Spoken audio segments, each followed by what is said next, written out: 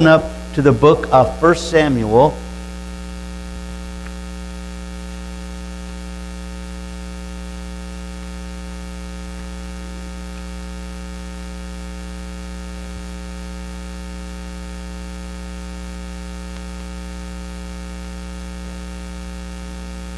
This Bible character, this man of God, probably is one of my favorites, probably one of your favorites. We're going to share a little bit about David today. And I'm in the 17th chapter of 1 Samuel.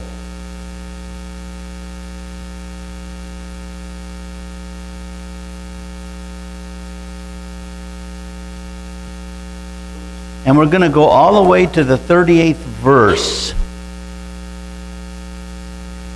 This passage, the subject we're dealing with is rich in the sense that it covers so many different areas of life. And I'm really directing to everybody today, but of course, especially the men.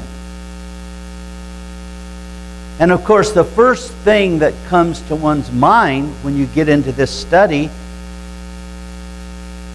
is how can we face the giants of life that we have to face? And there's no doubt about it, if you're alive and you're in this life, you're going to encounter giants. You're going to run into some big things. And in 1 Samuel 17, and I'll read the passage. So Saul, speaking of King Saul, so Saul clothed David with his armor, and he put a bronze helmet on his head. He also clothed him with a coat of mail. David fastened his sword to his armor, and he tried to walk, for he had not tested them. And David said to Saul, I cannot walk with these, for I have not tested them.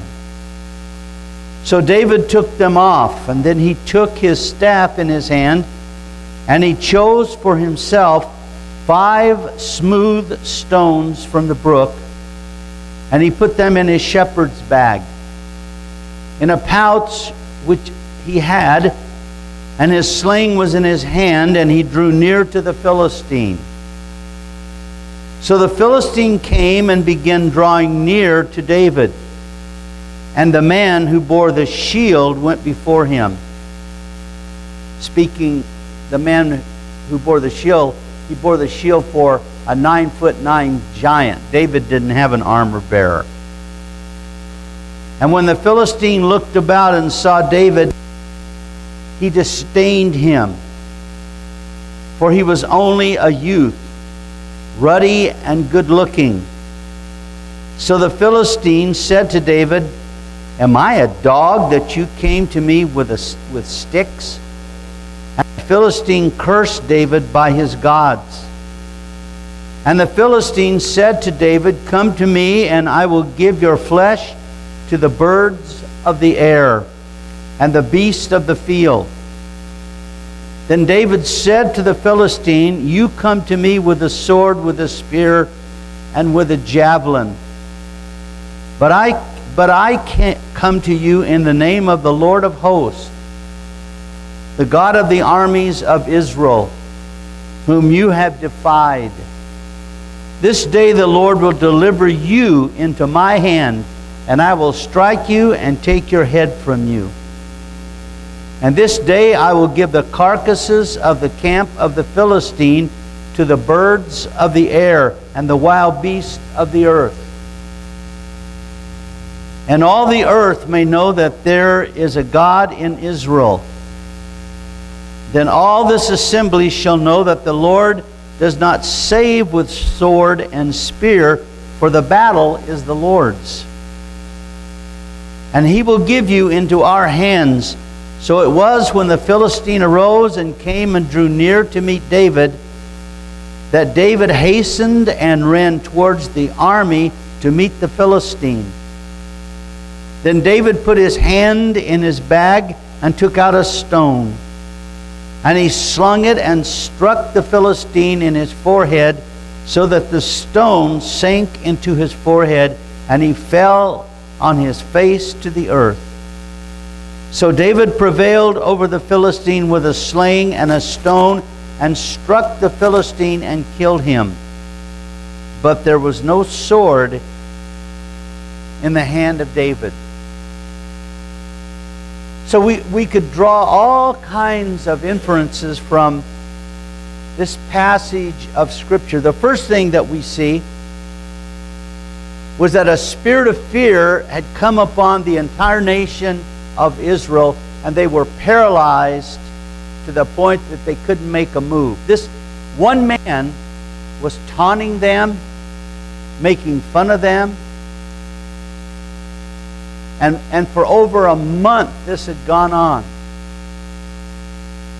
Everybody in that camp was petrified with fear. Fear is contagious. I've seen fear strike a family or strike a nation. I mean, one of the first speeches that Franklin Delano Roosevelt made after the attack by the Japanese Empire on our naval forces in Hawaii was, the only thing we have to fear is fear itself. And I can remember, as young as I was back in World War II, I was just a little guy. I can remember that the rumors that went around that the Japanese were going to invade the coast, that they were already preparing to attack the California coast.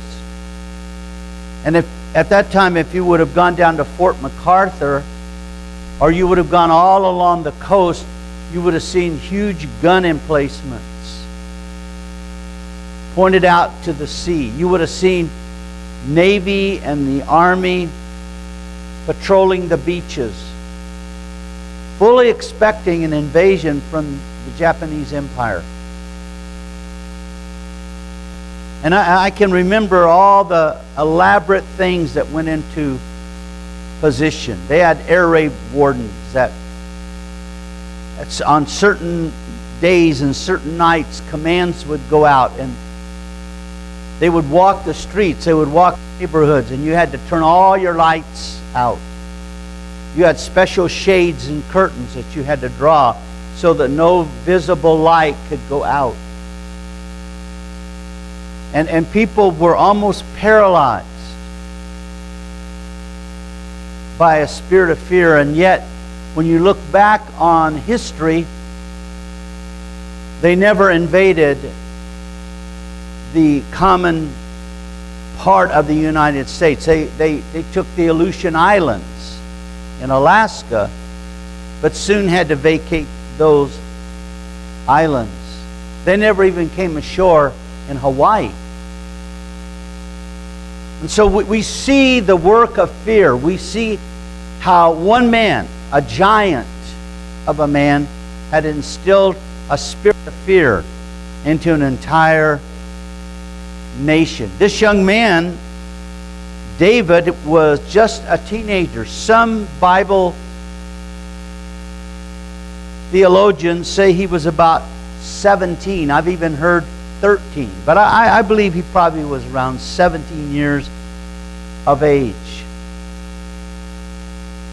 And then I think about the army itself. I think about the makeup of this huge populace that was the army of Israel. There were professional soldiers in that army. They were trained for war. They had fought battle after battle after battle. They had killed the enemy. They knew battle tactics. They were armed. And then you see that King Saul says, after he's convinced, at first he says, this child can do nothing, but something convinces him that perhaps he's better than nothing. And so the first thing he does is he says, and you have to understand he's king, so he had the finest armor money could buy. The finest craftsman had fashioned his armor, and he said, put it on David. That reminds me of what we go through. We seek counsel and advice from everyone that we know except God sometimes. And then all this advice comes into us. Oh, what you need is you need the finest armor that money can buy. He had it. Only to find out that once he put it on, it didn't fit him. I was going to say suit him, but that's kind of it didn't suit him. He couldn't even walk in it. And, Michael said something today, so true.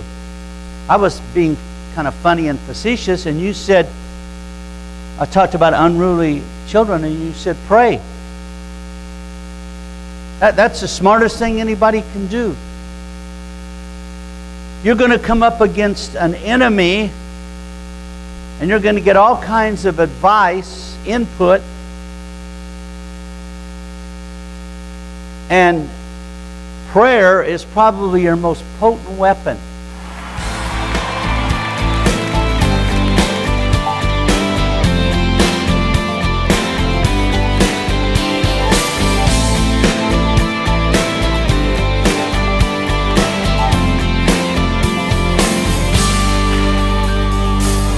Of eternity, mystery behind the veil, Lord over heaven and earth, God of Israel. Come with your wisdom and power, clothed in your honor and strength. Lord, hear the cry of our hearts. Come, O conquering King.